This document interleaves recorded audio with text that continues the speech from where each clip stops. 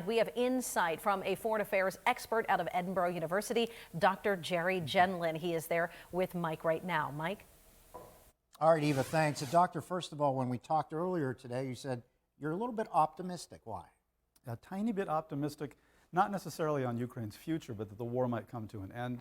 The signals coming out of Kiev, President Zelensky has said that he is willing to accept a Ukraine that is not in NATO, not NATO membership, and that was one of the requirements that Putin had. We'll see if Putin accepts this.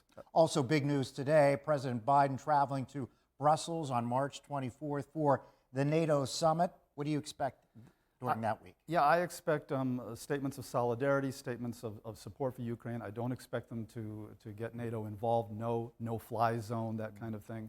But perhaps threats of future sanctions and more solidarity for existing NATO members, as well as symbolic solidarity with Ukraine. Also learned today, millions fleeing homes, making that rush for freedom. You know, many staying, though, to fight as well. They have so much resolve. How would you describe their resolve? You know, I think that the story of the Ukrainian people here is going to be one that's told for a long time. Their heart, their soul, their courage in this.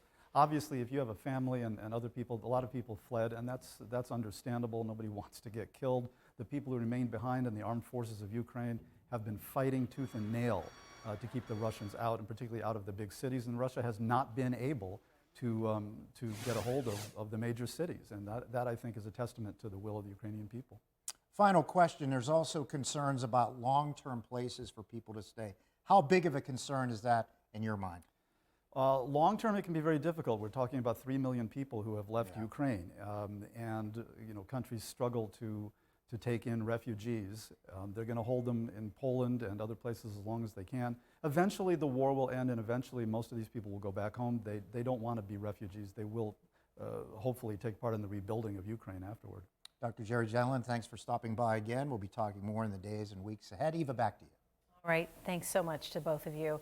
And it is a complex issue. We're determined, of course, to keep you up to date with everything that you need to know as this crisis unfolds.